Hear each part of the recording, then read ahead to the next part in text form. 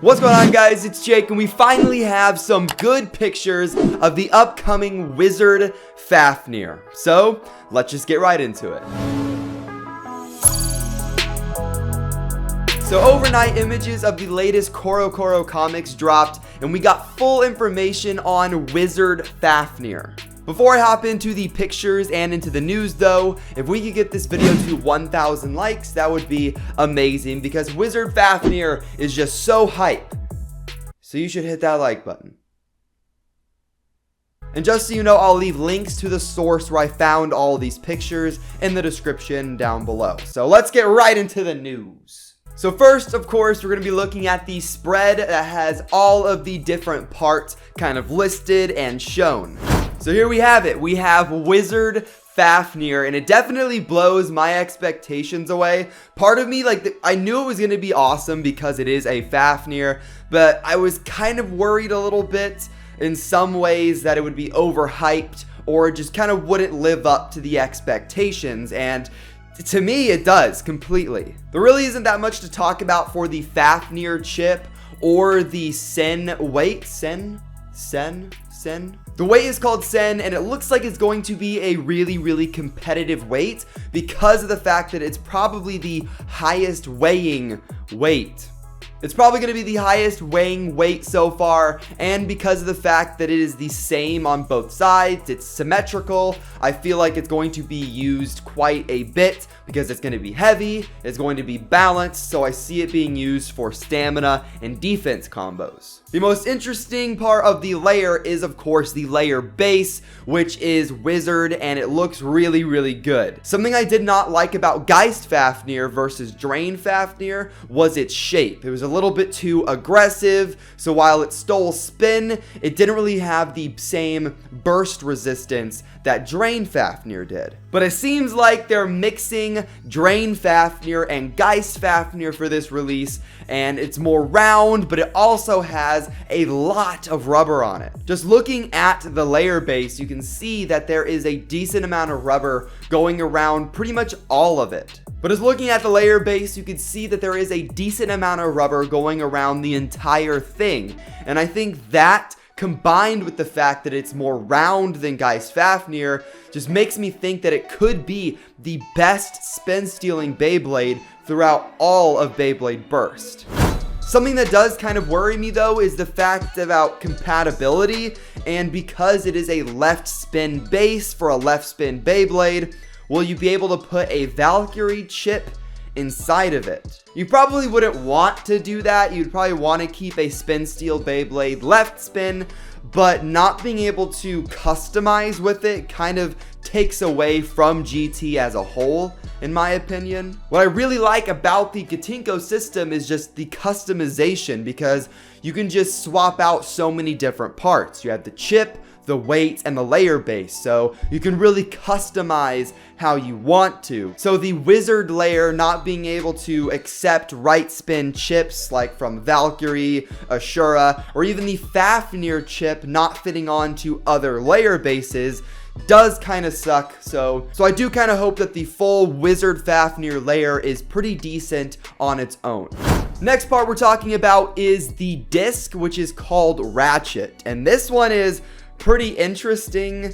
I don't really know how I feel about it. Taking a look at another picture that we have, which looks like it comes from the manga or is a snippet from the manga, we can see that the Ratchet disc is really thick, which I think could be good for spin steel. It could be kind of like a proof or something like that, but it looks really thick, and I just hope that it doesn't cause scraping issues, because, you know, Chozy Spriggan had issues with that, so that would kind of suck if as you launch it, it just kind of loses all of its stamina because it scrapes against the ground. I do really like the color though, and I like the design. I just hope it doesn't have performance issues, but I mean, if it doesn't have scraping problems, it could be really good for defense combos because it is just so bulky. Next, we're going to move on to the last part, which is Rise, and this one is definitely pretty weird. So just looking at this picture, we can see that it looks flat.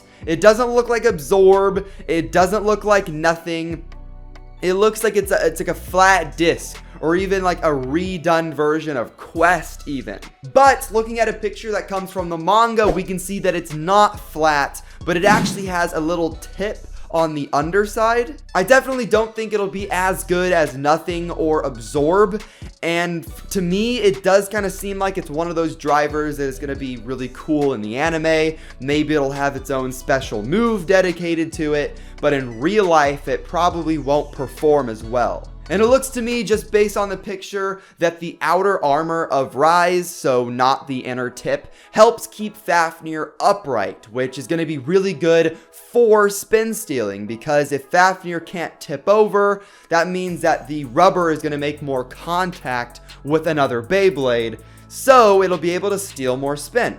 It does look to me like Rise is going to be kind of like a gimmick driver and not really have a lot of real world use, but we have no idea. It's really unknown. But that's pretty much going to wrap up the news on Wizard Fafnir. Wait! It's Jake from the future. I forgot some news. In all the hype talking about the new Wizard Fafnir, I kind of forgot to touch on the other picture we got, which is for the latest random booster. Not gonna lie to you guys, random boosters have been kind of falling out of style for me. And what I mean by that is I don't really care for them nearly as much as I used to, mainly because they're just so wickedly expensive to get. Sure, I could wait and get the Beyblade that I want from the random booster later on, but the cost of that is just going to be kind of expensive. We're talking like 60-70 bucks just for one of these Beyblades. But anyways, here is the random booster, and overall it does look pretty good, and there are some pretty good parts here. I'm not going to go through all of them, but some of the ones that are more noteworthy are the Dead Hades combo, and I like that because I think the recolor looks really nice, and it comes with Extreme Dash. Another one is the Orb Aegis combo, and I like that recolor, but mainly what's interesting is that it comes with Quick Dash, which is the driver that comes with the remake to Storm Pegasus. The next things I would like to mention are the GT recolors that come with this booster. The first one being Bushin Dragon, which comes with 7 and Friction.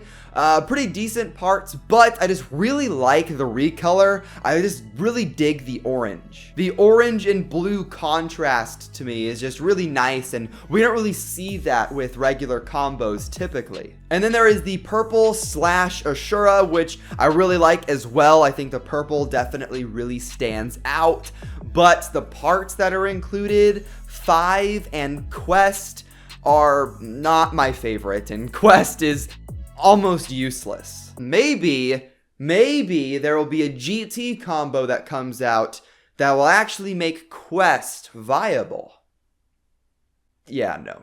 And the final thing to mention, which is the prize bay, is Cosmo Valkyrie. And this is really interesting to me because the Cosmo wheel, or layer base rather, is just so round. While I don't want to call it too early, I definitely think that this Cosmo layer base could be a meta-defining piece. I mean, just judging by the shape, it could be up there with bays like Hell Salamander, Maximum Garuda, and even Spriggan Requiem at the time. Burst definitely has an issue with its meta being defined by stamina types, more specifically round stamina types. Hell Salamander was used pretty much by everybody for a long time. Maximum Garuda was really strong, and Garuda G3, the Hasbro version, was even stronger because the slopes were pretty crazy. So I just really hope that the Cosmo layer base doesn't kind of have that same effect to where pretty much it doesn't matter what cool GT bay comes out,